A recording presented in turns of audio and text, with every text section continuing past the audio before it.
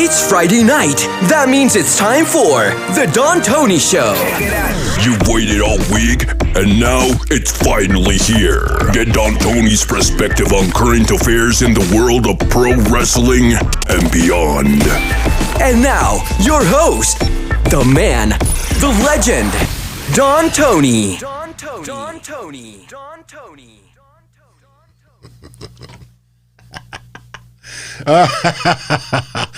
I'm the man, I'm the legend, but not the myth.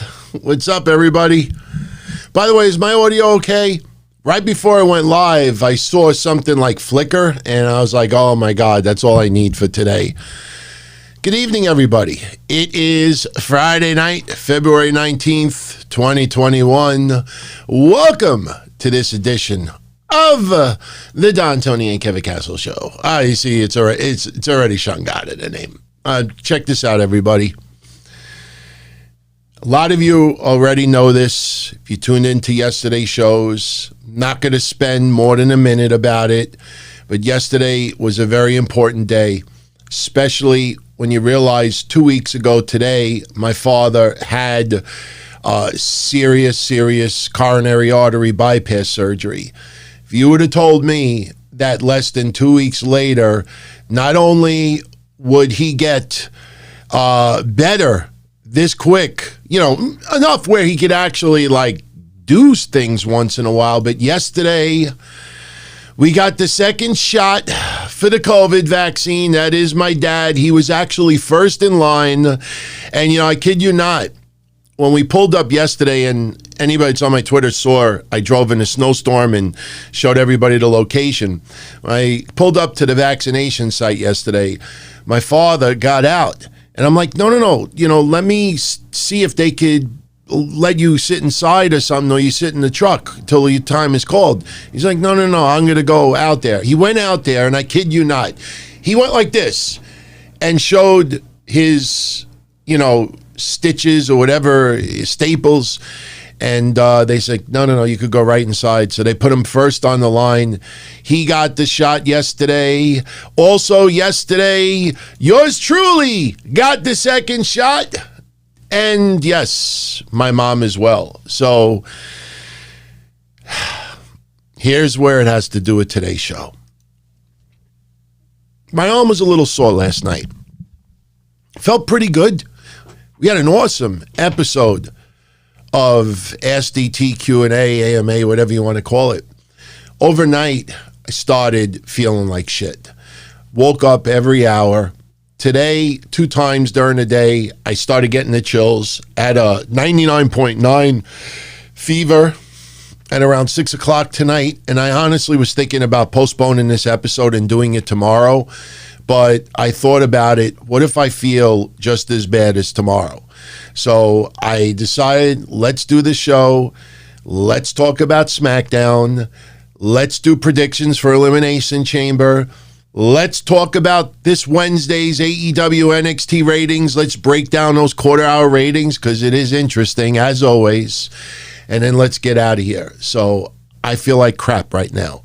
Might not be as energetic as always, but we will have a fun show nonetheless. And obviously, your questions we'll get into as well. Now, I know a few of you sent some questions in already. I know Daniel-san, especially about Drew. Let me say one thing about tonight's episode of SmackDown. Unless maybe I missed something. But when Edge cut his promo, he talked about how he had his choice of 13 people that he could face for the championship at WrestleMania. Now, when you think of 13 people, you think of the 6 participants in the Raw Elimination Chamber, the 6 participants in the SmackDown Elimination Chamber, and Roman Reigns. 13, right? I don't know if anybody picked up on this today, but unless I missed something, WWE went out of their way tonight to get the idea of Finn Balor versus Edge out of your minds. And think about it. Not even, unless I missed something. Correct me if I missed it. But I don't recall hearing the name Finn Balor at all. I know Finn Balor's not fighting Sunday, but my feeling coming out of SmackDown tonight, they did everything they possibly can to eliminate the idea that Edge could face the NXT champion. And honestly, take that promo that Edge said on NXT TV, the conversation he had with Karrion Kross. Take all of that, and I'm sure there was some reality to what he said, but that all means shit now because of this. And not only that, Edge tonight on commentary. I mean, did he take a sleeping pill? Why was he whispering? Why was he being extra quiet when he was talking? Hey, I could possibly face all these people. I could buy.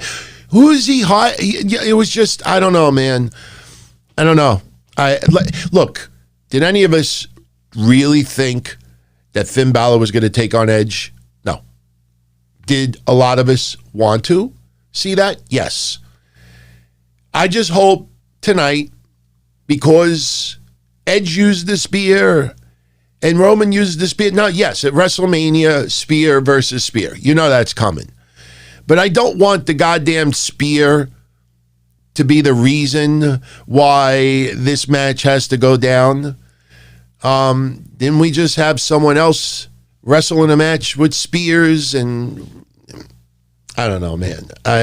We'll get into predictions a little bit later. And you know what? Remember last Friday? We all had that conversation, and I pulled the live, I don't want to say chat room. You guys are family. You know, our live family who was checking out the show last week. Remember when I polled all of you? Do you think Sasha Banks and Bianca challenging for the tag titles is necessary for the storyline? And 90% of you plus said no, it is not necessary. What was the purpose of having Lana and Naomi win those matches? What was the purpose of teasing Dakota Kai and Raquel Gonzalez and then you do this Sunday? Do I think Sasha and Bianca are going to win the tag titles? I don't know. I mean, when we get to prediction time, obviously I got to give you an answer tonight. I mean, we've been on a roll. I mean, the last 3 or 4 pay-per-views, I think we've only gotten 1 match wrong, maybe 2 at the most. So now you got to look at it a little bit differently. Raquel Gonzalez and Dakota Kai versus Sasha and Bianca. Raquel Gonzalez and Dakota Kai versus Shayna and Nia. You know, now it sounds a little bit more iffy. Bianca, and because put it this way, let me tell you the reason why I don't think, as of right now, and I might change my mind because I do predictions later tonight in this episode. As of this moment, the reason why I don't think Sasha and Bianca would win Sunday is because who is going to dethrone them to cause the split to lead to Mania? Shayna and Nia going to win it back? I mean, that's why I'm not so sure right now. But like I said, by the time we get towards the end of this episode, I got to pick a winner. So, erratic booking by WWE. Yeah, in a lot of ways. Now, Daniel-san, I'm with you, man. I've been saying this for 2 months. I think Brock Lesnar returning is still a big possibility. You know, there's rumored WrestleMania matches starting to float around. Now, you don't have to be a rocket scientist to figure out that Randy Orton is going to take on The Fiend. You don't have to be a rocket scientist to figure that out. We've been talking about it for a month, that Bad Bunny is going to team up with Damian Priest to take on Miz and Morrison. All right? I don't know why suddenly this is like a shock to people out there. Roman Reigns is likely going to take on Edge. You know, so Drew McIntyre right now, we don't know who his WrestleMania opponent is going to be. Some people think it could possibly still be Sheamus. I don't know about that. I don't know if WWE feels that that match is strong enough for WrestleMania, even if it's a 2-night event. Now, when WWE tonight said that Edge is wrestling in the main event of WrestleMania. Remember, there's 2 nights. So Edge will main event one night, and Drew McIntyre will main event the other. I don't see Drew McIntyre and Sheamus closing out one of those 2 nights. Maybe I changed my mind down the line. I love your idea, Phil, of Bobby Lashley. Man, I think people legitimately would cheer Bobby Lashley. Not as much as Drew McIntyre. I still really appreciate Drew McIntyre. But Danielson, I'm going to stick with you, man. I've been going with that for 2+ months now. Brock Lesnar, WWE's got all this bank. And COVID, look at the numbers dropping significantly throughout the globe. I know you got these hybrids of the virus and everything, but anyone out there that's actually tried to learn what the spike protein is and all that stuff, variant, as long as the spike protein is not changed, you can have variants, but the vaccine is still going to be still going to work. A lot of news outlets out there can't use Trump anymore. So a lot of those news outlets out there are need something else to keep you hooked to tuning into their shows. And the hook now is the variant. Oh, remember they said it was 70% higher contagious. It was like 70% higher as far as contagious. Now look at how that number's gone down, because scientists now have to give you legit updates. They're not Cuomo. They're not going to be like Cuomo and hide everything. So WrestleMania is still 50 days away. Think of all the people that are going to be vaccinated. They're averaging almost 2 million. I want people to understand this. They're averaging almost 2 million Americans vaccinated every single day. If they stay on that track and don't increase the number, remember Johnson & Johnson's coming out with one. You have 1 or 2 other pharmaceuticals that are going to, Johnson & Johnson is going to be out next month. So they're going to up it to 3 million, I would think, 2.5 to 3 million a day. Multiply that by 40 days.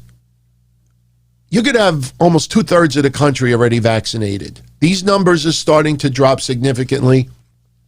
I think if Brock Lesnar's in shape, and if Brock Lesnar could get into the States, I'm going to still go with Brock Lesnar versus Drew McIntyre at WrestleMania.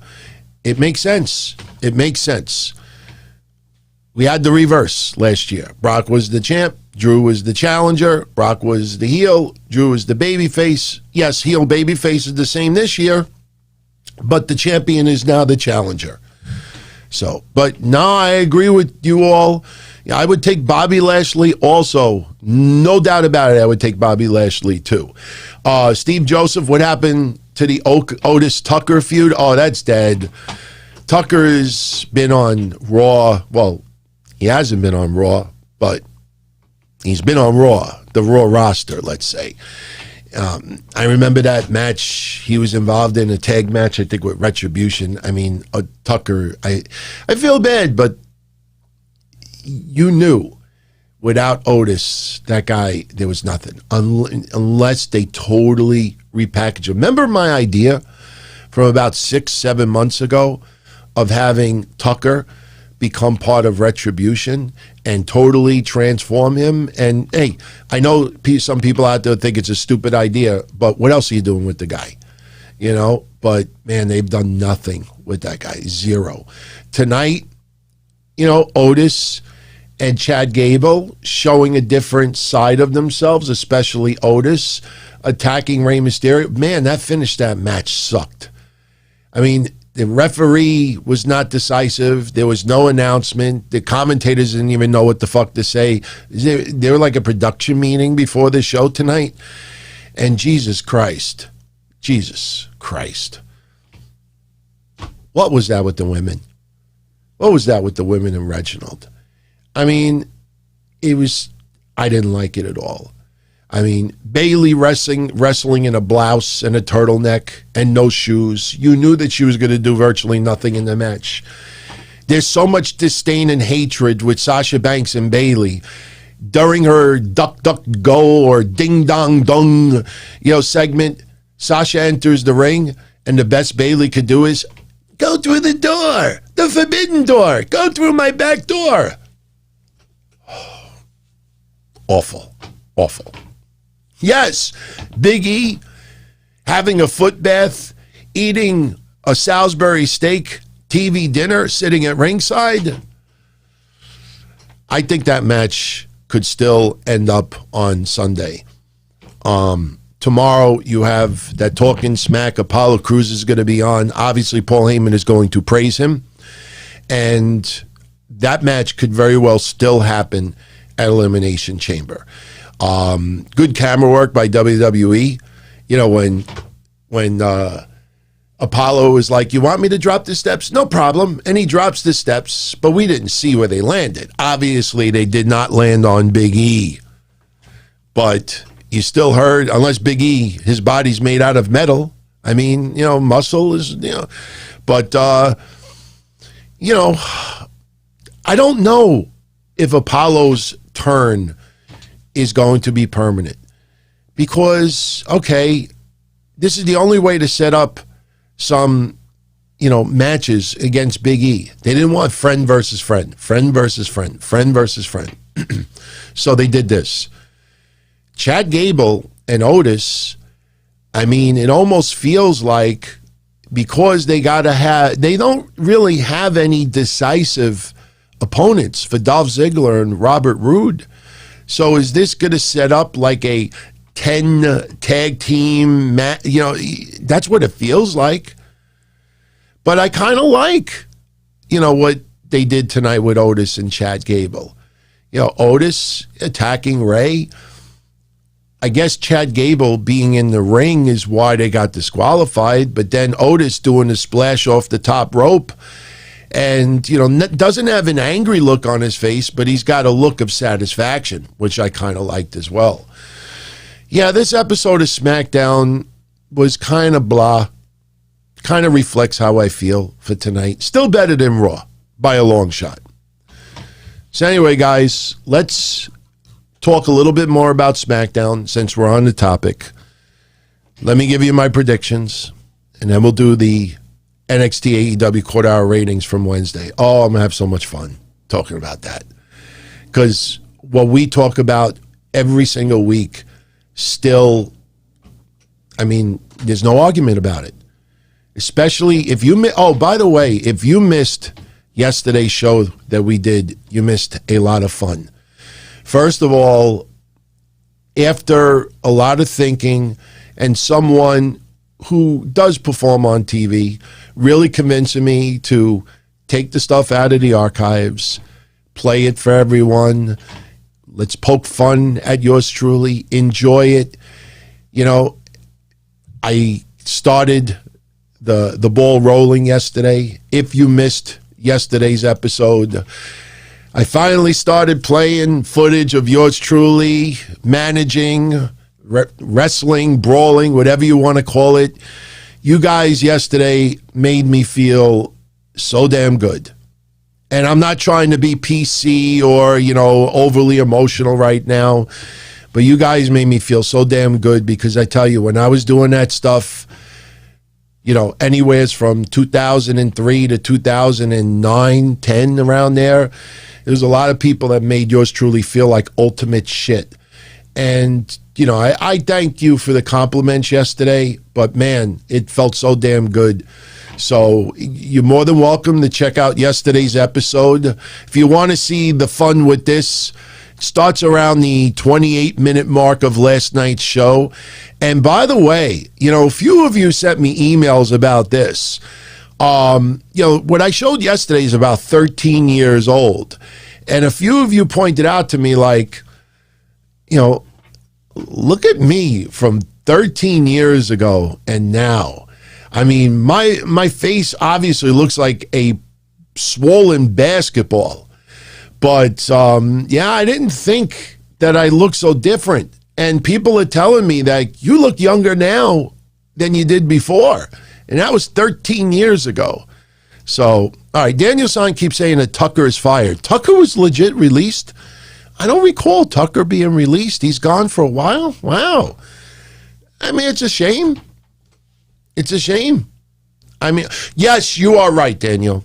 You are right, because I remember he posted that 2 or 3 sentence statement that it's time to like reinvigorate and, you know, focus on the future. It's the generic, you know, like kind of, you know, you got to show sympathy for the guy. You are absolutely right.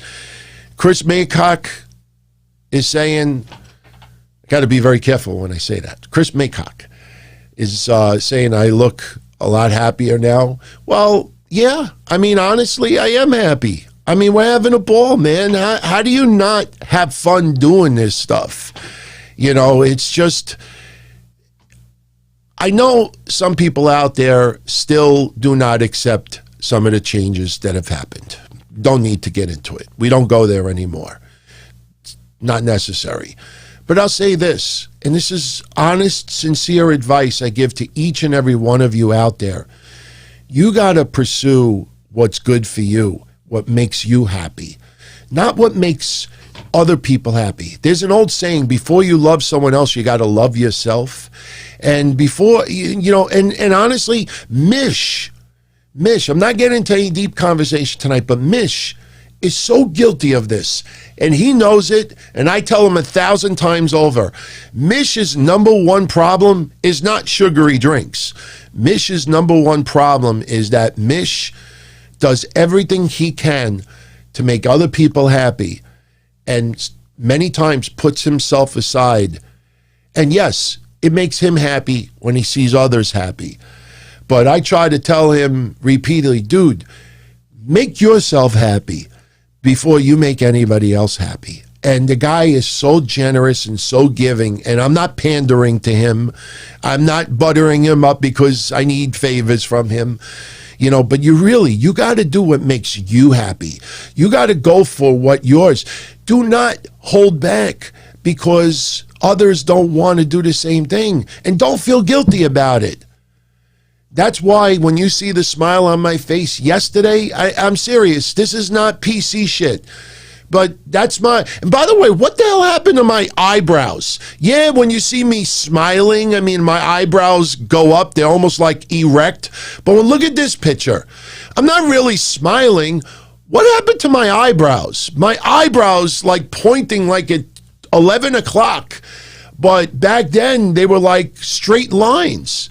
You see that? Like even now, when I talk, my eyebrows are like up, and back then they were like this. Honestly, if you look from far away, it looks like I have a unibrow, like a Santino Marella eyebrows.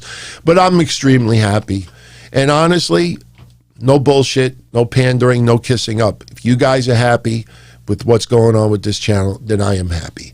And you know, it's a cool thing, man. This is awesome.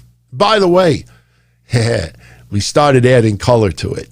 If you want to make sure to check out Monday night, Breakfast Soup returns. Breakfast Soup Raw, I should say. That returns Monday night. Yeah, we're working on the Beavis and Butthead little tribute. That is just, I probably can zoom in a little bit. Yeah, I guess we can. Yeah, that is me on the left and Mish on the right. We're not done. We're adding like a couple little things to it. But yeah, so Monday we'll have a fun show. Sunday night, right after Elimination Chamber, I will be here giving you a recap and review in case you want to tune in. I'm not doing a watch along. Few of you asked if I'm going to do a watch along. Honestly, I don't think there's enough matches to really want to do a watch along for this. So I will be doing a recap. Yes, Austin, I know it's outdated, but Beavis and Butthead is probably my favorite cartoon of all time. Seriously. I mean, I grew up Tom and Jerry and everything else, but Beavis and Butthead, just different level. They're supposed to come back. I mean, it was supposed to come back in 2021. You would think with the pandemic that, you know, the writers would all be hunkered down and working on, you know, Mike Judge should be just in his house doing nothing but preparing for this. So watch along for WrestleMania. That is more likely.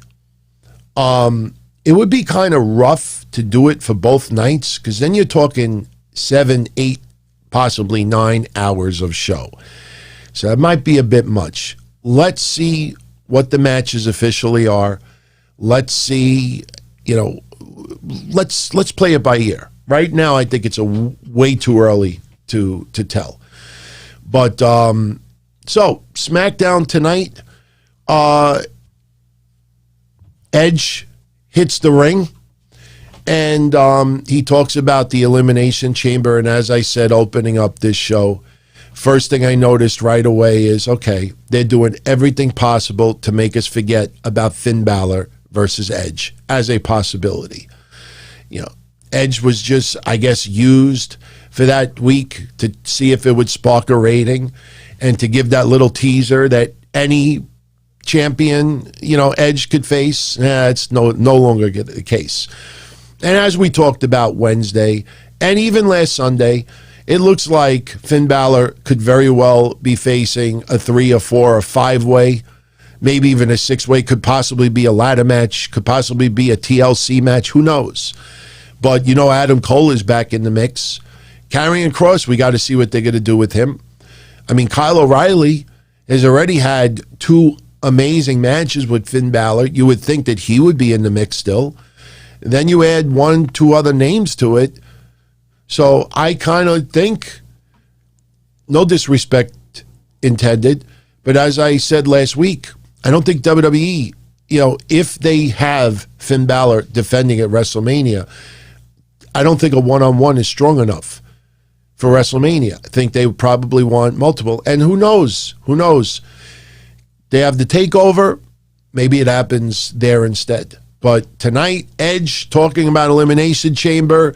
No mention about, hey, I could still choose Finn Balor. I could still, fight for the NXT. No, not even mentioned once. And trust me, there was so much talk about it tonight. WWE truly did go out of their way for you to forget about Balor versus Edge. But Edge out there cutting his promo, gets interrupted by Roman Reigns, Jey Uso, and Paul Heyman. I still get a chuckle at Roman Reigns, delaying his promo because he's angry at the piped-in soundboard, "You suck" chants. But I don't think they have piped-in soundboard chants for Edge, But Roman Reigns, see, not trying to be a stickler, but when Edge started saying to Roman Reigns that you're insecure, where did we hear that before? We heard that with Kevin Owens. That was the storyline. You think you're the tribal chief. You're insecure. Edge did the same exact promo. And then the best part, which is already on fire on social media, Roman Reigns whispers something in Edge's ear. We don't hear what it is. I played it back and tuned out all the other noise in my house and cranked it on 100 on the speakers. Still could not hear what he said. Benjamin, when Kevin Owens was feuding with Roman Reigns, Kevin Owens talked to Roman Reigns about how he thought that he was the head chief of everything, and he was very insecure, and that's why he roughs up Jey Uso and almost like a mafia. I mean, he didn't use the exact words I said, but yeah, that was part of Kevin Owens' promos on Roman Reigns, that Roman Reigns is doing all of this because he's insecure. So Roman Reigns whispers something in Edge's ear. We have no idea what it is. Social media is having a lot of fun right now, piping in fake shit, I'm sure sooner or later we will know what he said. That was the segment for now. Edge and Roman Reigns' interaction would not be done tonight. Now, throughout the night, they showed Edge in the back talking to various participants in the Elimination Chamber. Talking to Corbin talking about his $39,000 watch, his $19,000 student, blah, blah, blah, blah, blah, blah. And it was funny because Edge is like, hey, I got an expensive watch or, timepiece. And he whips out his iPhone, and I guess the segment was maybe on a 1 minute delay, because as I've told you about Thunderdome with their delays, when Edge mentioned the time, he was actually 1 minute and 45 seconds behind. And I know what you're going to say, DT, I think you're being too, no, I mean, anybody that has iPhones, usually the time is synced with the world clock or whatever they use. By the way, I want to give a shout out to Eddie K. Eddie K is a loyal supporter of the shows here. And when I mention it now, you will recognize him. Eddie K is always on Thunderdome. He's always wearing red and blue. Is it red and blue? I want to make sure I have the colors right. Yeah, red and blue shirt combination. Every time he's on Thunderdome, red and blue. And I think WWE knows how many times this guy's been on, because he seems to always be right smack center. Go back and look at the Seth Rollins promo that they repeated from last week. Right behind Seth Rollins is Eddie K. I'm shouting him out because tonight, I think, is the 59th time that he's on Thunderdome. Think about that. I thought I was hot shit because I was on 4 times. 59th time he is on Thunderdome. And he has given me so much information. I mean, I got a kick out of it. I have nothing against Bryan Alvarez. I'm subscribing to Meltzer's newsletter for decades. Guy, I absolutely enjoy Meltzer. I still don't understand the obsession of people that can't stand him but still can't get him out of their mouths. But I got a kick out of last week, like Alvarez, almost like breaking news that, announcers told the fans to cheer this. Where has he been? I mean, we talked about this 5-6 months ago. When Adam Pearce would get on the earpiece, or the Miz or somebody, all right, everybody, now get loud and cheer, thumbs up, yes, yes, yes, solo cups. That's what they do. It's what they do. So anyway, so Edge is seen talking to multiple people throughout the night, talking to Daniel Bryan, talking to Kevin Owens, talking to a few others. Now we get Apollo Crews versus Shinsuke Nakamura. Big E on commentary. Big E, funny. Okay, at ringside with his shoes and socks off with a foot bath. Okay, all right, comedy. Eating a TV dinner on a couch. All right, funny. Somebody is getting chucked into Big E. So Apollo Crews throws Shinsuke into Big E. Apollo gets up, gets into his face, blah, blah, blah, blah, blah. And long story short, Nakamura beats Apollo Crews. Kind of cheap with a roll-up. Get a lot of cheap roll-up victories. Young Bucks versus Santana and Ortiz, inside cradle. By the way, wait till we get into the ratings from Wednesday. Not a good night for the Young Bucks and Santana and Ortiz. Not a good night for NXT women as well. And we'll get to that in a few minutes. So, Apollo Crews loses to Nakamura. After the match is over, Apollo Crews attacks Nakamura. Big E gets up, gets in his face. Apollo Crews picks up the ring steps, and Big E is basically telling him, put it down. Leave. Put it down. It's over. Leave. Now, Apollo Crews still pushing that original comment that Big E said a while back, that Apollo Crews go back to catering. So Big E is in Apollo Crews' face, telling Apollo Crews, go to the back. That's it. It's over. Big E turns his back. Big mistake. Apollo had put the steps down already, but Big E turns his back, goes checking on Nakamura. I don't know why Big E gives a shit so much about Nakamura, but Apollo Crews picks up the steps, wails Big E from behind. He kind of like trips over everybody, and then he basically tosses Nakamura over the padding on the outside, like where the guardrails usually are. He's in the first row of the LED screens. And he rolls Big E in, and basically Apollo Crews brings the ring steps in as well. So now you're thinking that Apollo Crews probably smashed Big E's, exposed feet with the ring steps. Big E rolls out. So now we're thinking, okay, Big E is not taking the spot. But because we did not see the outside of the ring, Apollo Crews has got the ring steps in the air, and the referee is saying, put him down, put him down. And Apollo Crews, love it. It's like heels back in the day when a heel would have somebody in the air like this, and the ref would say, put him down. Okay, no problem. And he just drops him. Ultimate Warrior used to do that a lot. The ref is telling Apollo Crews, put down the steps. He's like, you want me to put it down? No problem. And he drops it outside the ring. We're supposed to believe, obviously, that it landed on Big E.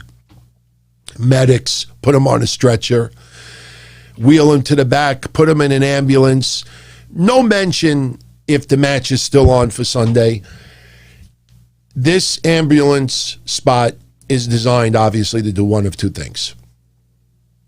Do that spot to explain why that match is not happening Sunday, or do that spot and then we learn that Big E is okay and he demands a match either between him and Apollo Crews or him, Apollo Crews, and Nakamura. So it could go either way on Sunday.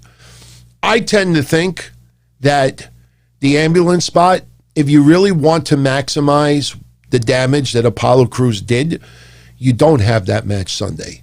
You have it next week on SmackDown. No reason why you can't do that. But you know how WWE is. They may do it anyway. So, and Apollo Crews in his teeth. See, I don't have white teeth like him. I mean, I'm kind of jealous of his teeth. I'm not jealous of Chris Van Vliet's teeth, though.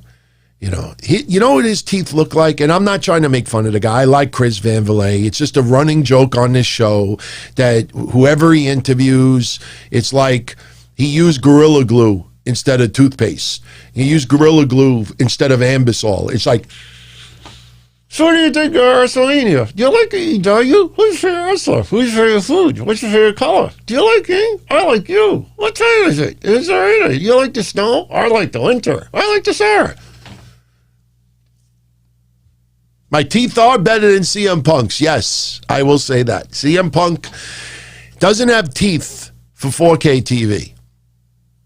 And honestly, if that's the worst we could criticize CM Punk, the guy is a legend. Awesome. I hope CM Punk returns to the ring before. And, look, you see some wrestlers coming back at their late 40s, almost 50. CM Punk, still has plenty of time to make a return. May not happen overnight, but even if it is a couple of years from now, it could still happen. Keep the faith. I know CM Punk is not the nicest person in real life, but, his shelf life is not done yet. So, we get another backstage shot. Sonya Deville and Adam Pearce, they became ambulance crew. It was like all of the EMS were gone except for one person, and they're wheeling him to the ambulance. Okay, blah, blah, blah, blah, blah. Nattie and Tamina beating the Riott Squad. WWE is lucky. They almost panned to the rampway before Billy Kay came out. I don't know if you noticed that. Basically, what happened, I sparked a lot of conversation with CM Punk. Yeah, I think New Japan would be a great fit. I would think New Japan could pay him some pretty big bucks. And I think it would get some crazy-ass exposure. Seriously. So anyway, Riott Squad take on Tamina and Nattie. And they're trying to explain to us why Tamina and Nattie are a team. Oh, because their dads used to wrestle. They grew up with a family. After all these fucking years, that's the reason why you team up together? I mean, how many years are they in the business? I'm not complaining about it. And by the way, I do have this on cue. That depends if you want me to talk about it tonight. Major controversy on social media about that picture Oh, if you missed out on a lot of, I wouldn't call it fun, but you've missed out on a lot of interesting reactions by people in wrestling, especially women. So maybe later, if you want me to talk about that, I will. If you don't want me to, or if you want me to save it until Monday and I'll talk about it with Mish, we can do that also. So anyway, Riott Squad's having their match with Tamina and Nattie. And, Riott Squad kind of have the upper hand. Next thing you know, the camera pans to the rampway. And like I said, they almost panned too soon. Here comes Billie Kay, skipping down the ring almost a little bit like AJ Lee. And she's dressed kind of like the Riott Squad. After all these fucking weeks, see, this is why I don't like, yes, I'm a stickler to detail, but it's things like this that I can't stand. Billie Kay is dressed up like the Riott Squad before. Billie Kay dressed up a couple of weeks ago and actually on social media posted a picture of her from like 10 years ago, and she used to dress like that also. So in storyline, the Riott Squad have already seen Billie Kay dressed like them. So Billie Kay skips down to the ring, and the first words out of Liv Morgan is, "Oh yeah, nice outfit," acting as if they never saw that before. And I thought it was so goddamn dumb. And then you have Ruby Riott turn around, and it ends up she gets squashed by Tamina, and she gets pinned. And this time around, Billie Kay hits the ring and immediately starts celebrating with Nattie and Tamina. And basically, Tamina just knocks her out. This storyline with Billie Kay has to end. I don't understand why WWE... Now, let me make a prediction. Let me make a prediction. Billie Kay and... oh my God, I just drew Peyton Royce. Almost drew a blank. Brain fart. Billie Kay and Peyton Royce will now become a tag team again. With Lacey Evans legitimately pregnant, and Lacey Evans now out of wrestling for a minimum a year to 18 months. Peyton Royce has no tag team partner. Yes, Peyton Royce was supposed to break out as a single star. And Peyton Royce has definitely improved over the last 2 years. Shawn Spears has helped her a great deal. A great deal. Problem is, when you look at Raw and you look at SmackDown, you start adding all of the singles, the women's singles wrestlers that are above the food chain than her. There is no way Peyton Royce is leapfrogging any of those women. That's why Lacey Evans, the only reason why she leapfrogged everyone else is because they had to do this storyline with Ric Flair. Outside of that, people were having nightmares of Lacey Evans when King Corbin was around with Seth Rollins and the man. So now with Lacey Evans pregnant, congrats to her. Obviously a wonderful thing. Good for her. This leaves Peyton Royce in limbo. Billie Kay will team up with Peyton Royce again. And I personally think it will happen by WrestleMania. And who knows, it could happen in the next couple of weeks. I personally think that her not, because the last month or two, whenever the Riott Squad have lost because of Billie Kay sulking, upset, and the Riott Squad upset at her, but they feel bad for her. And tonight, they did a major shift. Billie Kay now celebrating with the other team, and she gets laid out. So now Billie Kay has nobody to align herself with. I think this ultimately leads with an iconic reunion. I think that will happen. I'm not a big fan of the Iconics, but I also believe that anybody out there could improve. I know how many years Billie Kay has been wrestling, and after all these years, even when I mean, even when she got laid out by Tamina tonight, you see how Billie Kay takes a bump. She doesn't do like an impressive back bump and land hard on herself. Like you get super kicked, you get a clothesline from hell. Your ass hits that mat hard. With Billie Kay, it's like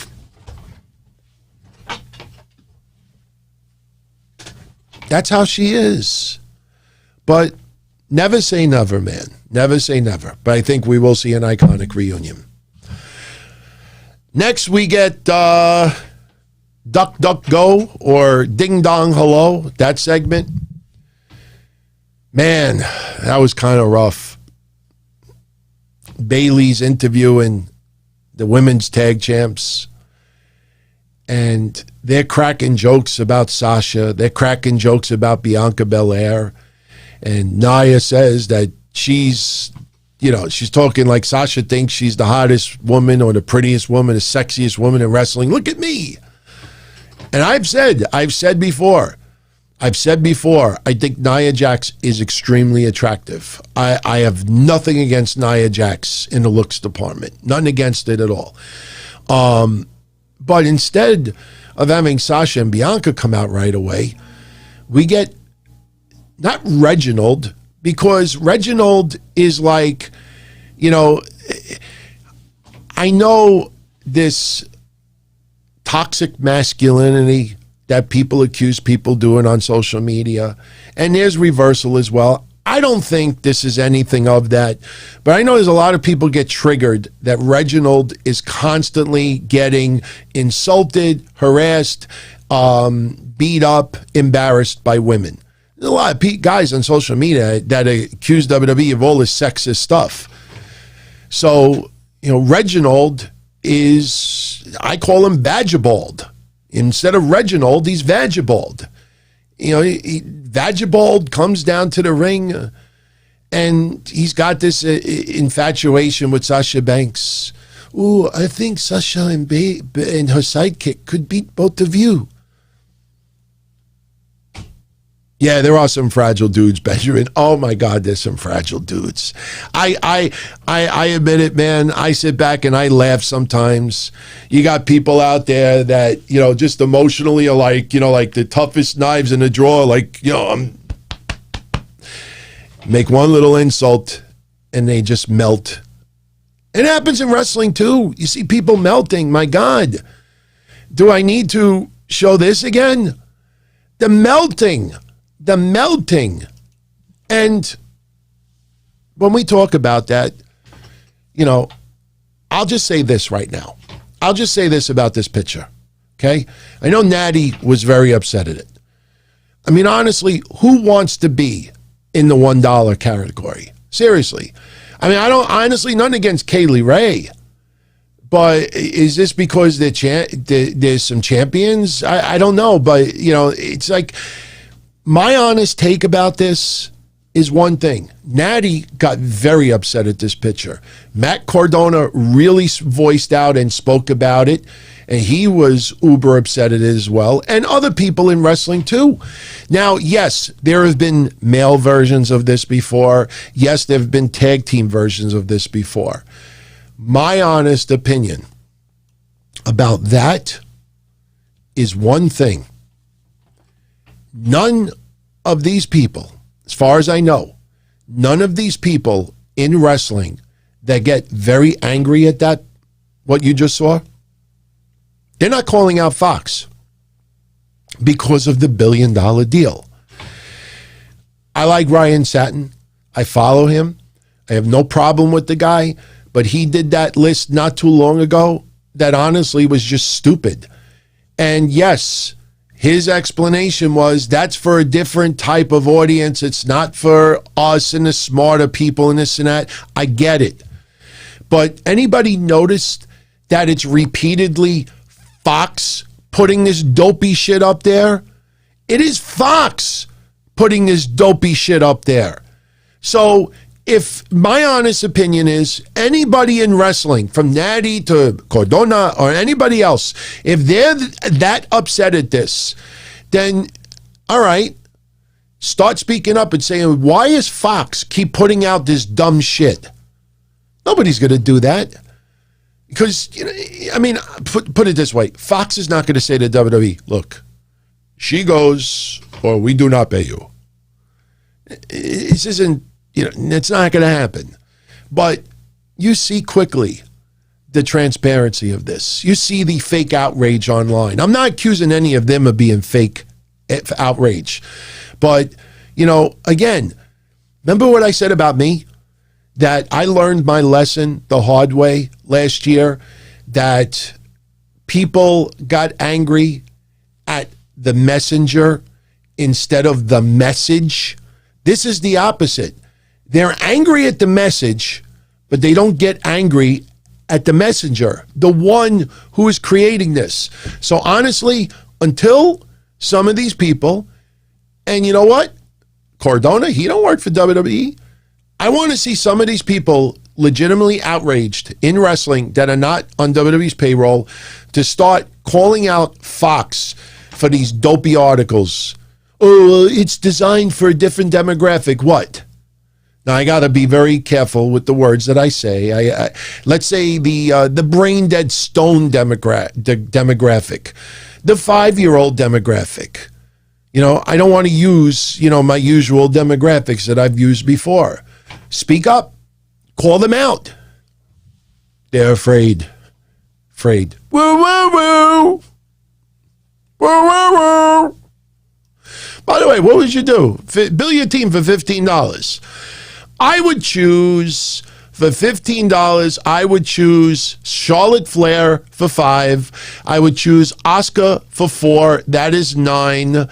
I would choose, let's see, that's $9. I would choose Raquel Gonzalez for $2. That is $11.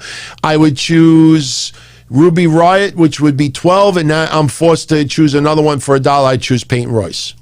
That would be mine for my $15. Now, you see, I chose $1. Dumb. So anyway, we get back to the ding dong. Hello. I got to put the sound effect in the computer, the doorbell. Bayley is good in this role.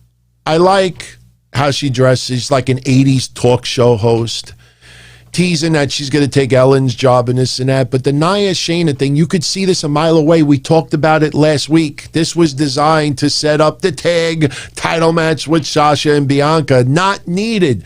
But Reginald, Vagabald, he comes out and he basically gets reprimanded by Nia and Shayna. Sasha's music hits. You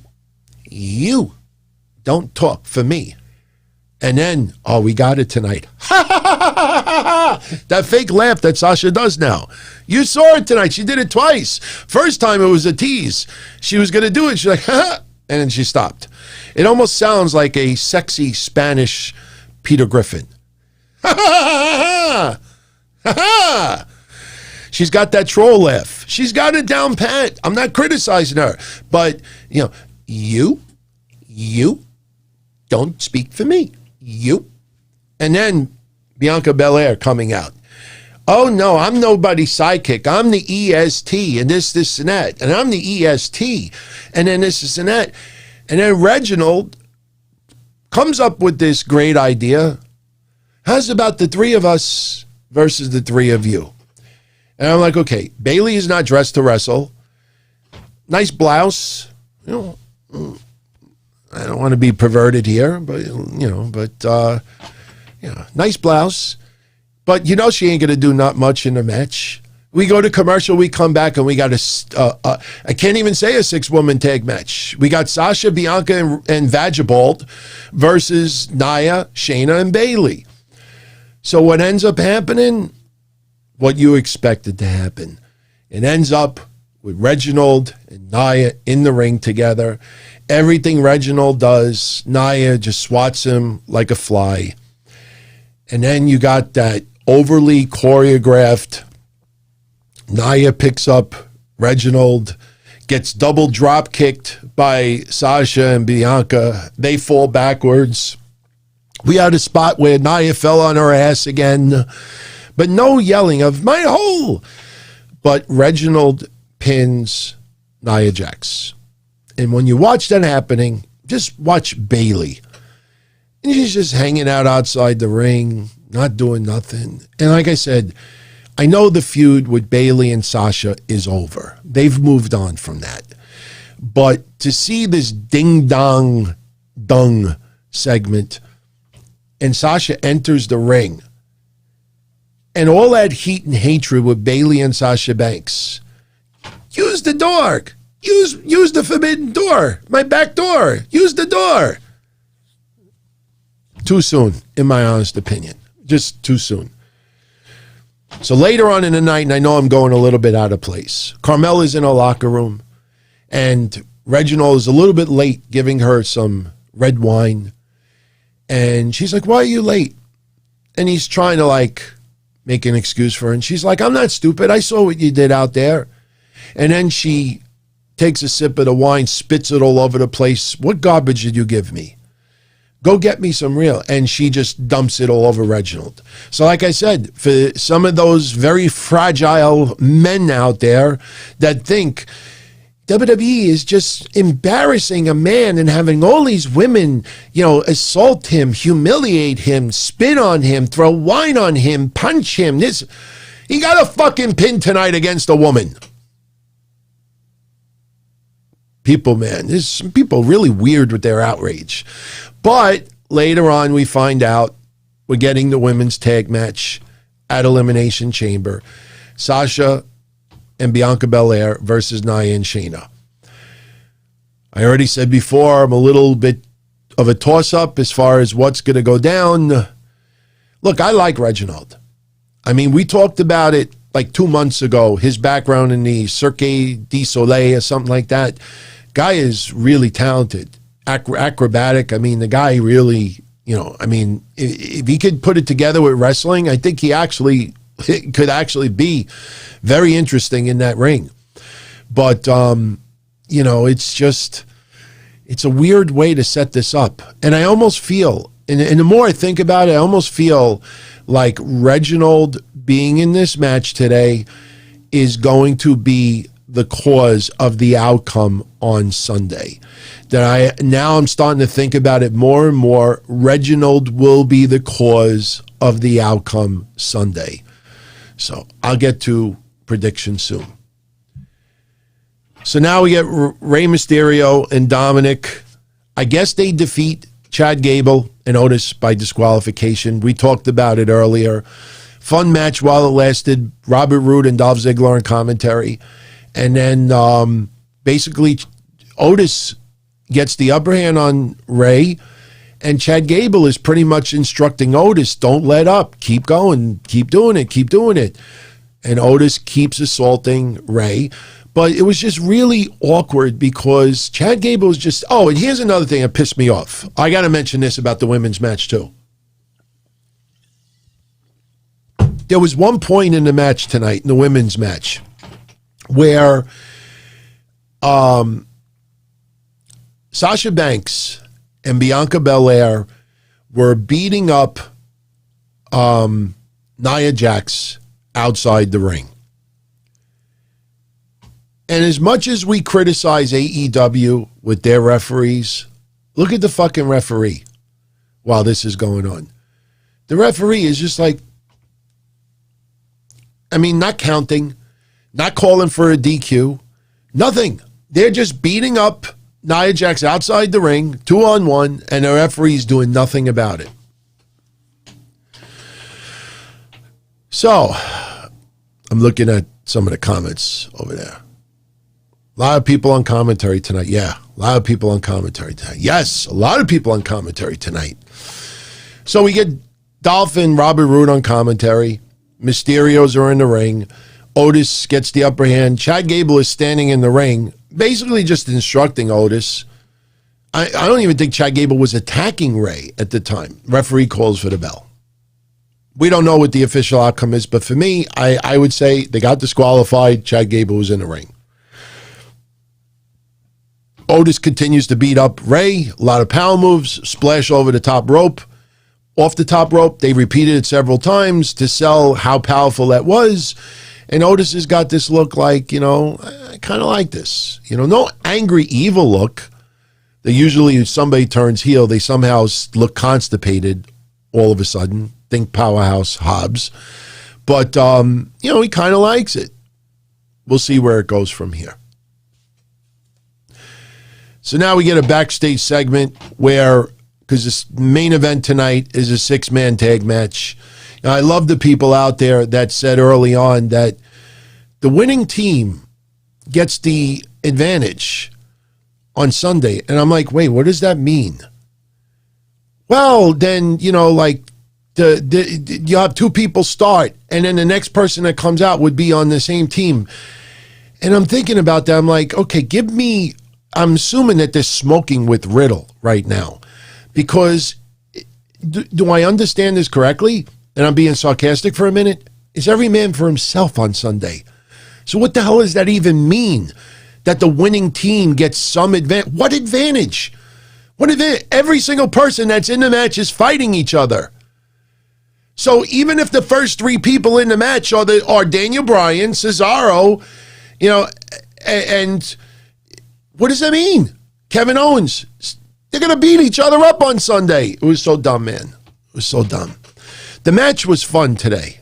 It was fun. But before the match, his partners, Daniel Bryan, Cesaro, are trying to play up to Kevin Owens, that Kevin Owens can't be trusted. Look at how many times he's turned on his partners in the past. But they have a great match. And, in the end, Daniel Bryan pins Sami Zayn. Sami Zayn has his camera guys out there. And by the way, Sami Zayn did an interview, I think, with Ryan Satin, and Sami Zayn revealed that all this footage that they're recording is for a legit little documentary that they're doing featuring Sami Zayn. So, what it exactly is, we don't know. But, there is footage legitimately being recorded. So, Daniel Bryan pins Sami Zayn, and after the match is over, everybody's hitting their finishers to hype up for Sunday. And, you get Cesaro did the swing a couple of times. I think he started getting way too dizzy. I think he dropped Baron Corbin right before they went to commercial. But at the very end, everybody's hitting their finishers. Cesaro hit the uppercut. Kevin Owens with a couple of stunners. Sami Zayn hit his finisher. But then out of nowhere, after Jey Uso, I think, super kicked someone, Edge spears Jey Uso.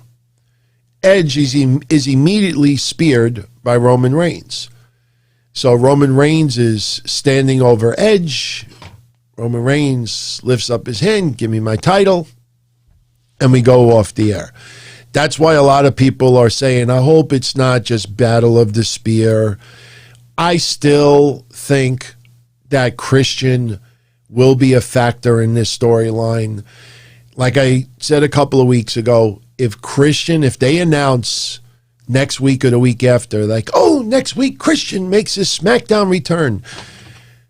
I know a lot of us hope he gets a match with Big E, which I think will happen. If you remember the whole storyline, Christian, number 1 contender before he was injured. But if they do that, that Roman Reigns will end up beating the balls off of Christian. And that might be the deciding factor for Edge to want to tear Roman Reigns' head off at WrestleMania. We will see. So this episode of SmackDown, not bad, but there was some individual moments that were just really, really hokey. That women's match I thought was horrendous. The finish of the tag match with Otis and Gable was very, very messy. Some of the other work tonight, the main event was fine, and Kevin Owens, doing his thing, teasing that, he's going to end up facing Roman again. Let's get into predictions. Let's go right into predictions. How long are we going tonight so far? We started 10. Oh, cool. 65 minutes, an hour and 5 minutes. Oh, I'll be done within 90 minutes tonight. Awesome. VJ, maybe I'll do the Riddle dance when I feel a little better. Maybe Monday when they're on TV. Especially, we'll see what happens with Riddle after this Sunday. So anyway, one match added today, women's tag match. Big E versus Apollo or Big E versus Apollo versus Nakamura is not officially added yet. I will include that match in my predictions in case they do add it. No matter what, Big E keeps that title. Interesting, right? Remember we all were hoping that Big E was going to take on Roman Reigns at WrestleMania? And now you look at it and you just say to yourself, who is Big E going to face at WrestleMania? Are we going to possibly get a New Day reunion at WrestleMania? So no matter what, this match happens on Sunday, or if it happens on SmackDown next week, Big E retains that title. Bobby Lashley versus Keith Lee versus Riddle, triple threat match for the United States Championship. Few outlets are saying that Keith Lee is not 100%, and there is a possibility that he may not be in the match. If it was that close to Showtime, I think they would have changed the match already. So I am going to give my prediction based on the fact that all three are going to face each other. As much as I would like to see Riddle with a championship reign, all this brain dead Fast Times at Ridgemont High stuff they've been doing with him, Bobby Lashley's on some crazy ass momentum. And unless they're thinking about having Lashley versus Drew at Mania, which I don't know if that's the case, right now, we're still 50 days away. Lashley could lose the title 2 weeks from now, 3 weeks from now, a month from now. But I say that Bobby Lashley retains. No matter what, I think Bobby Lashley walks out with that championship. Now, it's interesting because when we go down these matches, I don't know if we're going to have any title changes Sunday. Let's talk about the women's match.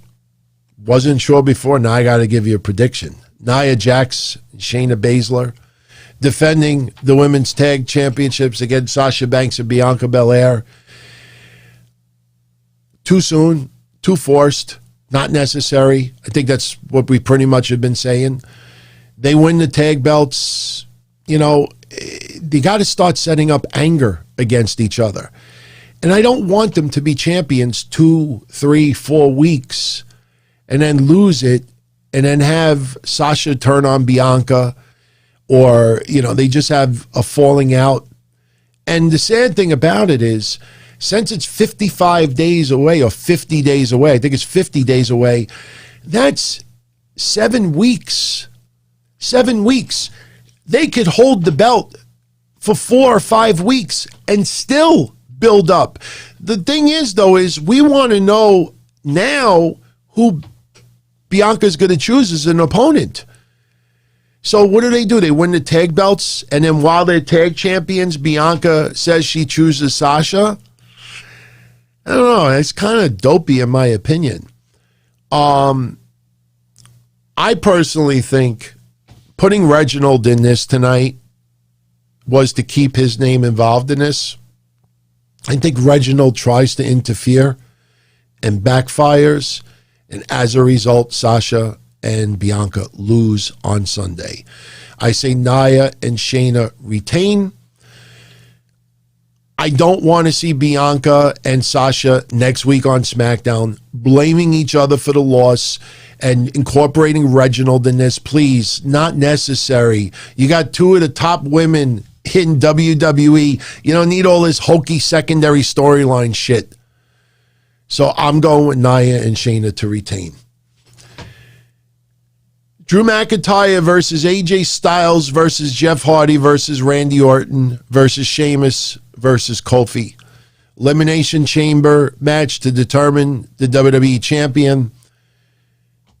There is no way, and I've said this repeatedly, there is no way right before the return of substantial number of fans in attendance, 20, 30,000 fans, maybe more, at WrestleMania, you're not going to take the title off of Drew McIntyre and not have one major event that he cannot perform as champion in front of live fans. There is no way Drew McIntyre is losing the belt this Sunday. Drew McIntyre will retain.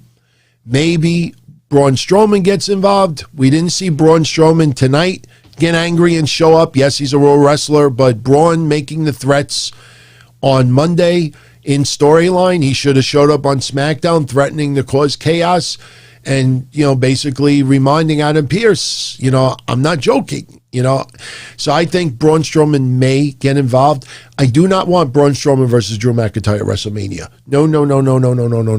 No. And don't be surprised if some people start throwing that around.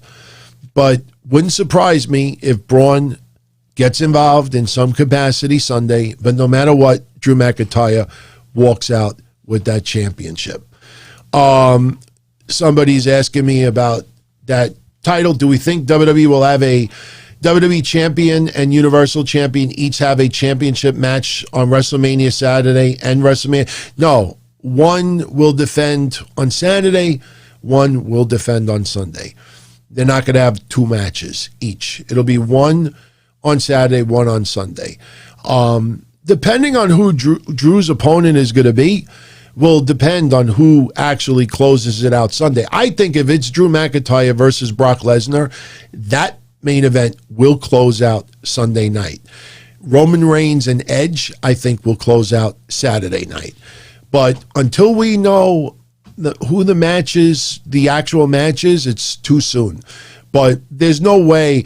Just think about that for a minute. See, Edge, it was special. Edge participated in the Royal Rumble, performed for an hour, then the next day performed for almost a half an hour with Randy Orton. You're not going to have Drew McIntyre battle at WrestleMania on Saturday night, be sore as hell, ice up, and then go at it again the following night. Yes, before you even say anything, you say to me, oh, wait a minute, but they perform at WrestleMania and then they perform the night after WrestleMania. I get it. But the night after WrestleMania, it's not usually a high-profile match. There's usually some, special, involvement. So I still think Brock returns.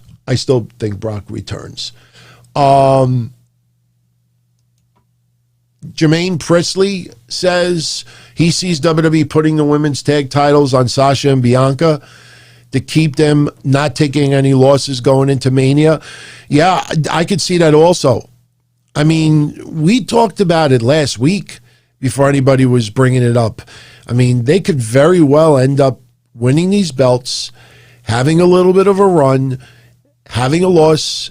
They blame it on each other or some type of, faux pas happens. It leads to a shoving match where no one is really the instigator and you have all the officials breaking it up and that leads to the match. The thing is, though, is you have to announce Bianca's opponent and Edge's opponent within the next 2 weeks. 2 to 3 weeks tops. You can't keep milking it and teasing in this because people are going to get pissed off. Some people are already getting sick of Edge after a month. I don't agree with that, but I could see why people feel that this is overly drawn out, that Edge is having so many brain farts he has no idea who he wants to face. It's obviously it's a storyline. It's not real, but still the way it's perceived on TV is a little bit hokey. So Drew McIntyre will retain. Now, on the other side, Carzabel, would he be wrong to compare Cesaro's raw strength to a young Goldberg? I don't know if I would compare him to Goldberg because Goldberg was just a monster. I'll give you one that's outdated, and I guarantee you, older fans out there will say DT. That is an awesome comparison. Who Cesaro reminds me a lot of with the strength? I'm curious if anybody out there in the chat chooses who I choose. I'll give you a hint. It's somebody that obviously is retired, that was most notable in the 80s and the 90s, but somebody who had raw strength, and you would see the person and you would not think that that person had, no, Davey Boy Smith, he had muscles on top of muscles, but Bob Backlund. anybody out there, if you go back and you watch Backlund as the WWF champion from 78 to 83, even when he fought Hogan, you would see him pick up people and pick up like dead weight, like they're laying out on the mat and just picking them up off the mat, not getting pushed off or anything else. Hercules is already a monster. Cesaro doesn't show. Cesaro is built, but you see Cesaro's physique, you don't expect Cesaro to be that strong. And honestly, shout out to Steve. Thank you for the kind words, Steve. Backlund, if you go back and you watch some of his old stuff from the early 80s, he had raw power, and they used to talk about it all the time. Backlund had unbelievable strength. Look at his matches, like I said, against Hogan, Stan Hansen. Look at him against Big John Studd. Look at some of the strength that this guy does, and you'd be like, holy shit. Trust me, I grew up in that era, and WWF would go out of their way to talk about how, you know, it's uncanny. That's the word they would use. It was uncanny, the strength that Backlund would have. Guy's a maniac in the strength. So I would say Backlund. Goldberg is a physical specimen. You see somebody that big, even when Goldberg first started as a football player and went to the WCW training camp, his physique was already, you would be intimidated. Cesaro, it's not that you're not intimidated, but you don't expect that kind of strength. Ahmed Johnson was a beast already. Hercules was a beast. Dynamite Kid. You're talking about someone who you looked at them and they were infit, but you never would think they would have that kind of power. William Regal's another one. William Regal had crazy ass power. So, with that said, let's get into this other match. Elimination Chamber. A lot of people are rooting for Cesaro.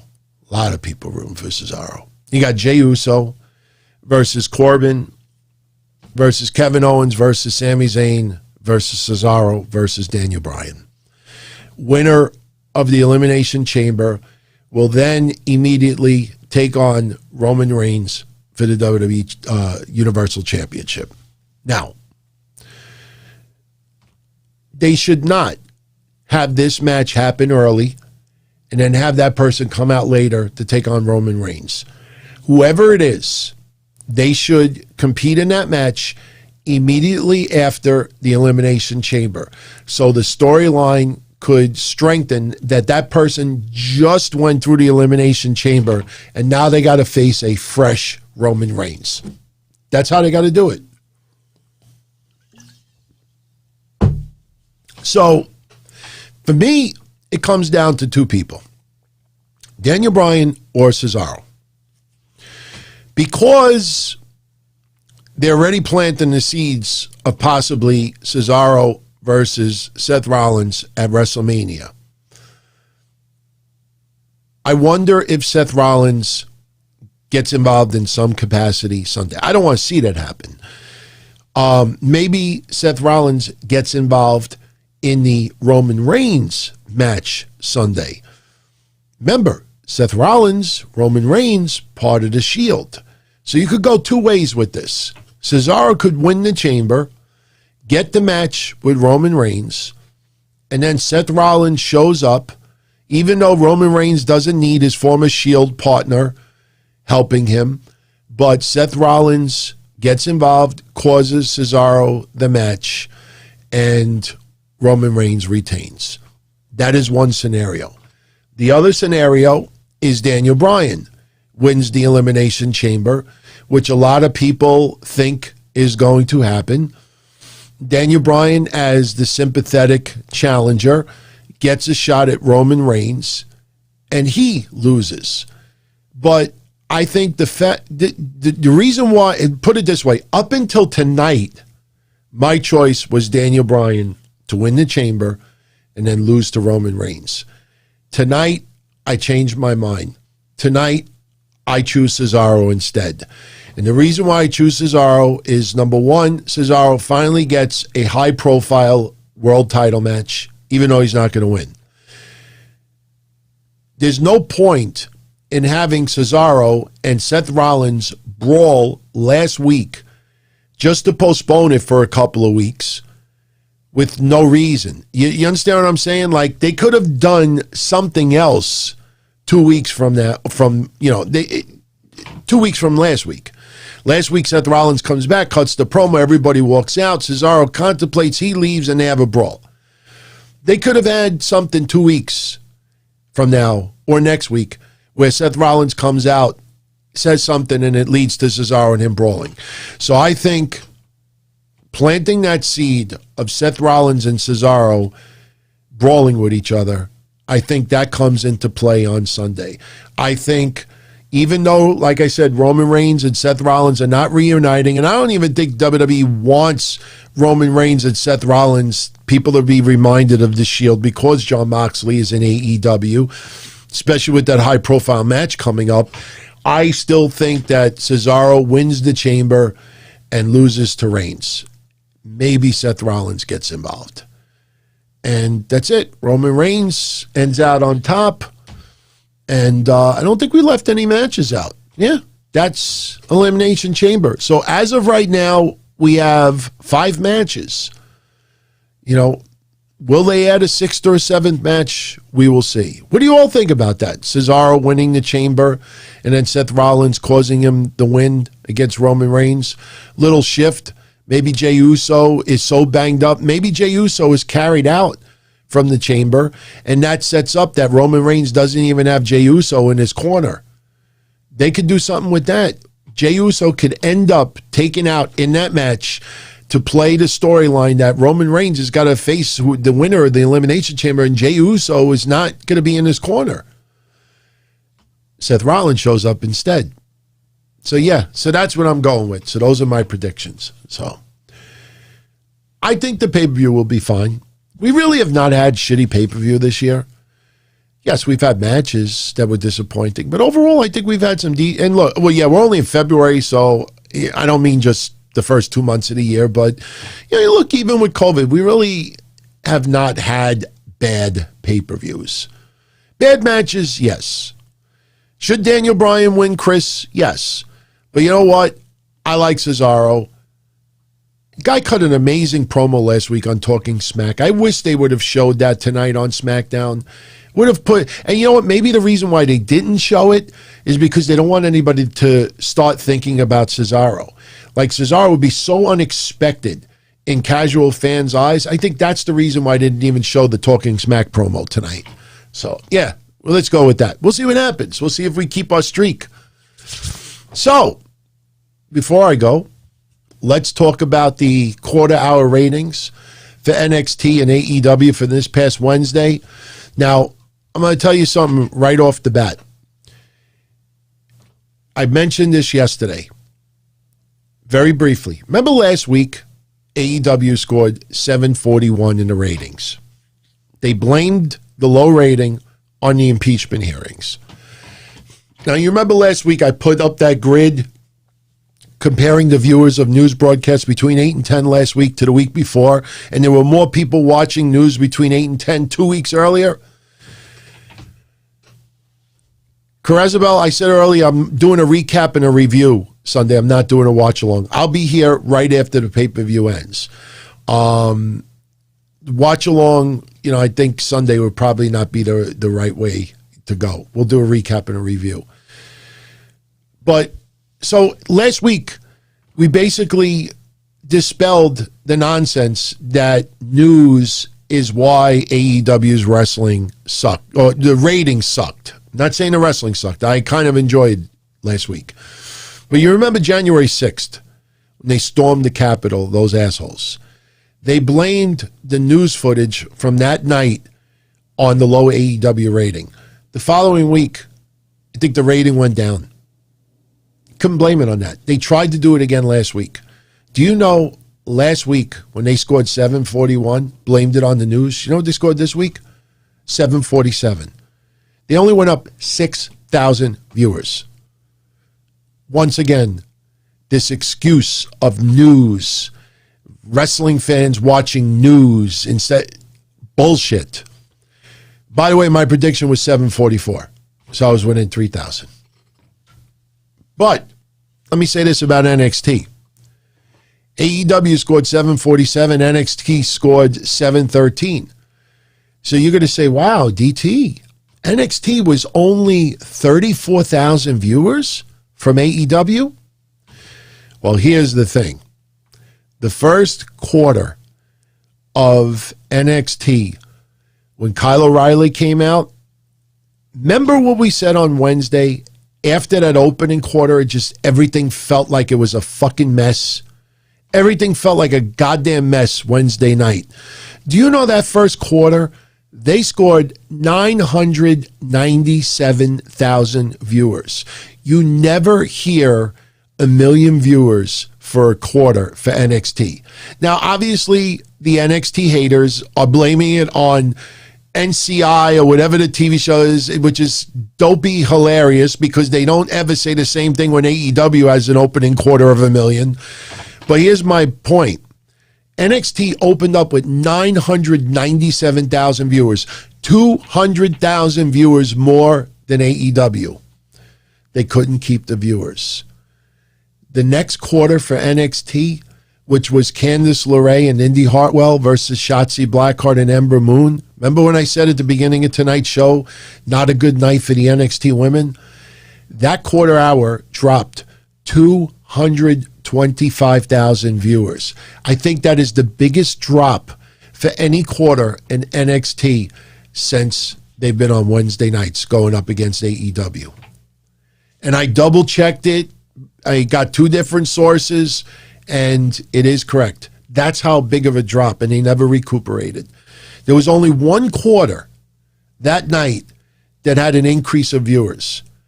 And that quarter, whether you like it or not, the presentation of the Dusty Trophies and Nia and Shayna confronting Dakota Kai, Raquel Gonzalez, or vice versa, however you look at it. So, let's get into the ratings. Let's stay on NXT this time. NXT, hour 1. Oh, here's my other point. Check this out. If the opening quarter for NXT would have been their average quarter, then NXT's overall rating would have only been somewhere around 675. Then you compare the two and you say, okay, AEW beat them pretty handedly. So NXT's rating, although within 30-something thousand of AEW, it is mostly because of that first quarter hour. Take away that first quarter hour, AEW beats them handedly. NXT, hour 1, 780,000. Hour 2, a abysmal 646,000 for a composite of 713. Opening quarter, which is the confrontation Kyle O'Reilly, Finn Balor, Lorcan Birch, Dunn, blah, blah, blah, blah, blah.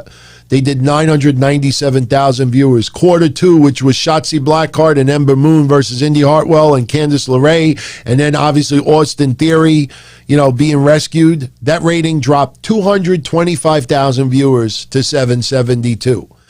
The third quarter hour, which was Isaiah Swerve Scott versus Leon Ruff, Pat McAfee's promo, and a couple other talking segments, that rating continued to drop. It went down 69,000 viewers to 703. Quarter 4, which was Casey Catanzaro and Kaden Carter versus Aaliyah and Jessie Camilla, and then the confrontation with Casey Catanzaro and Xia Li, that rating dropped another 55,000 viewers to 648,000. The only quarter, and I don't even count the main event because the main event only went up 3,000 viewers. I'm telling you now. The only quarter that had any decent increase or any increase other than the 3,000 in the main event was the quarter of the Dusty Cup presentation and then the confrontation with Nia, Shayna, Dakota Kai, and Raquel Gonzalez. That quarter hour increased 72,000 viewers to 720,000. The next quarter, which was Kushida versus Tyler Rust and Tony Storm attacking Io Shirai, that quarter hour dropped 89,000 viewers to 631. Maybe you blame that more on Tyler Rust versus Kushida, but still a huge drop. Main event, you had the 6-man tag match, Finn Balor, Kyle O'Reilly, Roderick Strong versus Oney Lorcan, Danny Burch, and Pete Dunne. That quarter hour only increased 3,000 viewers to 617. That is the second lowest. Those last two quarters were the lowest quarters of the night. Not good for NXT. Not good at all. Especially when you realize who was involved. And this was right off that pay-per-view. So now we go to AEW. Hour 1, 775. Hour 2, 719 for a composite of 747. Opening quarter, Matt Hardy and Hangman Page beating TH2, and then Matt Hardy having a confrontation with Hangman Page and the contract and the beatdown. That opening quarter was 772,000 viewers, slightly above the average for the night. Second quarter, which was the Inner Circle, cutting that promo, talking about Guevara and everything else. And then the very beginning of Riho versus Serena Deeb, that quarter hour dropped 9,000 viewers to 763. Quarter 3, which was a majority of Riho versus Serena Deeb, and the training video of Shaq and Jade Cargill, that quarter hour increased 35,000 viewers to 798. In fact, that was the biggest quarter of the night, by the way. So on the NXT side, the women miserable in the quarter hours. On the AEW side, highest quarter of the night. Yes, Shaq was involved in that. All he was doing is playing basketball, but still. Quarter 4, the segment with Kenny Omega reading to the children, and Orange Cassidy versus Luther, and Sting taking the powerbomb from Brian Cage. That quarter hour dropped 32,000 viewers to 766. Kenny Omega couldn't keep the rating. Sting couldn't keep the rating. Orange Cassidy couldn't keep the rating. Quarter number 5, the first this is sad. The first half of the Young Bucks versus Santana and Ortiz. Well, the first 2/3 of that match, that quarter hour dropped 76,000 viewers to 699,000. Inner Circle, again, dropping in the ratings. Now, that was quarter 5. If you're going to say to me, well, DT, maybe those fans decided to watch NXT instead. You're right. Because quarter 5 on NXT was the Dusty segment and the confrontation. The problem is, after that quarter hour was over, that 72,000 viewer increase for NXT, they left. Because the next quarter hour dropped 89,000 viewers for NXT. However, on AEW side, they only increased 9,000 viewers. So those fans that turned off the Young Bucks, Santana and Ortiz, to watch NXT, 90% of them did not go back, which is very interesting. So quarter 5, the finish of the Young Bucks versus Santana Ortiz, the aftermatch beatdown, and the reveal of Cody and Brandy Rhodes' child, which is a girl. Congrats to them. That rating increased slightly, only 9,000 viewers to 708,000. FTR versus Mike and Matt Sydal. After the match, Jurassic Express showing up and Jon Moxley cutting his promo on Kenta and Omega.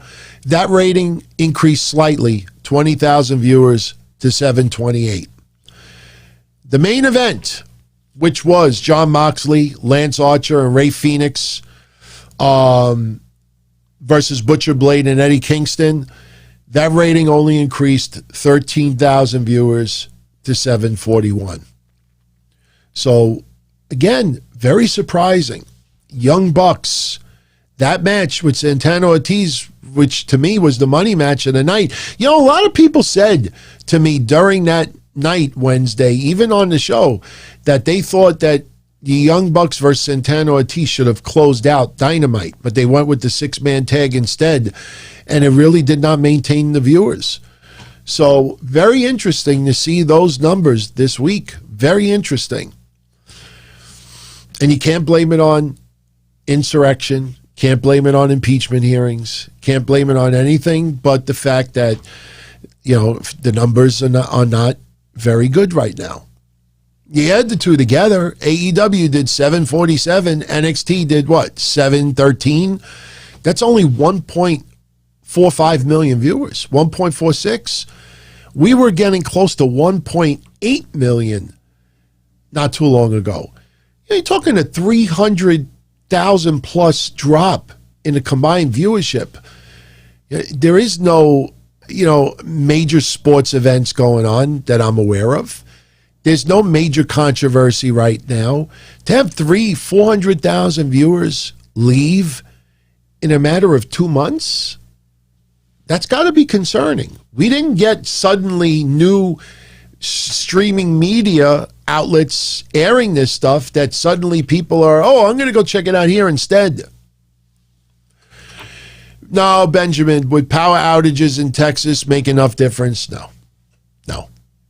Just like even with, we've had some instances here and there for whatever reasons. No, would have made a difference.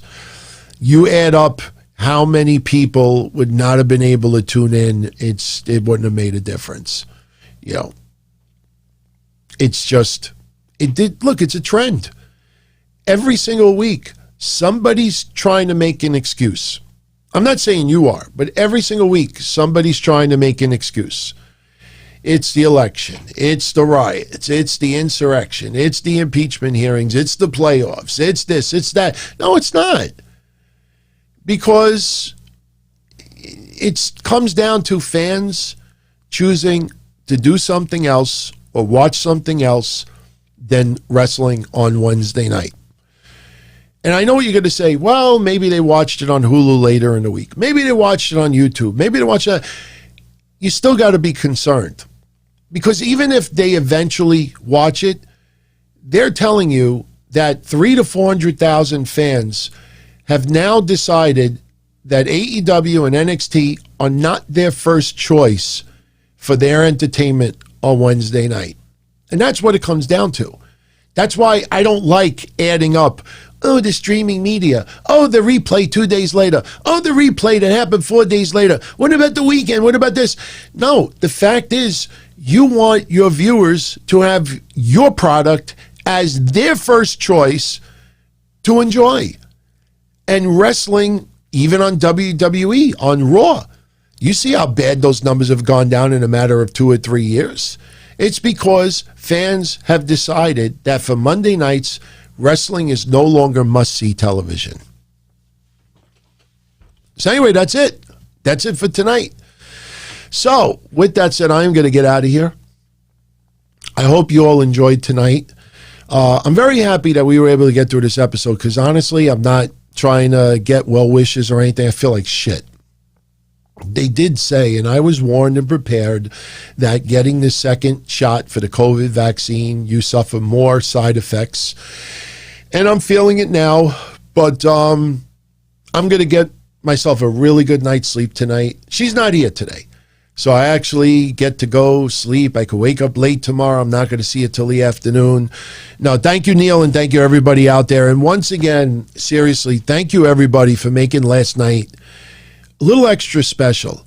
Because like I said, a lot of that wrestling footage, I stored that away with the idea of never showing it to anybody because I was convinced and told 1,000 times over that it was garbage, terrible, it sucked.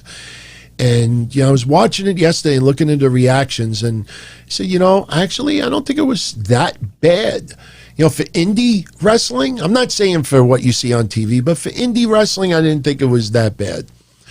And I have tons of it that we're going to start airing. And we'll keep it on Thursday nights. So this way, every show that we do has a different theme and different content. But, so next Thursday, I will definitely be streaming more. I will start going through all the old DVDs and everything. And I tell you, it feels good to look at, I was pointing it out yesterday. I'm not trying to be conceited right now, anyone. I swear to God. But seriously, like, for example, for this DVD, for this wrestling event, it's pretty good to see yourself making a DVD cover art. But even this episode, it feels good to look at the bottom and see that I'm on the main event. It felt good, man. I'm not going to lie. It's not to try to show anybody up. But next Thursday, we'll watch more of it. So I'm going to jet out of here. Everyone have a nice weekend. For my Patreon family, the predictions contest will be posted Saturday afternoon, probably like around lunchtime. That'll give everybody 24 hours to enter the contest. You don't need more than 24 hours. There's only 5 matches, so that'll be up tomorrow. And then everyone join me here Sunday night, right after Elimination Chamber. We'll do a recap, and definitely would love to have you all hang out for a little while. So much love, everybody. Thank you for the support. Big shout out to my family out there. And you know what? It would be so disrespectful. I know I saved it for the end. It was not intended. But in case you're not aware of it already, I launched memberships here on the YouTube channel. I don't want anybody to think you have to sign up for it. But if you want to go check it out, there's custom emojis, custom badges, there's other perks. There's 3 different tiers. So if you want to go check it out, these are members of the family. These are some very special individuals, and go check it out. Like I said, no obligation, and I don't want anybody to think that you have to sign up for it, but there was a lot of you out there that wanted to have the opportunity to, like I said, with the emojis or anything else. So go check it out. But one thing's for certain, even if you don't sign up, you still get me on Sunday and Monday and Wednesday and Thursday and Friday. So surprised you're not sick of me yet. But you see me more than my fiance does every week. That's probably true. If you think about it, it's probably true. Yeah, that's some cool emojis. We'll be adding more soon. But everyone have a great night. All the best. Enjoy Elimination Chamber. And I will be back here Sunday night right after the pay-per-view. So be well, everyone. Good night and much love. Talk to you soon. Ciao.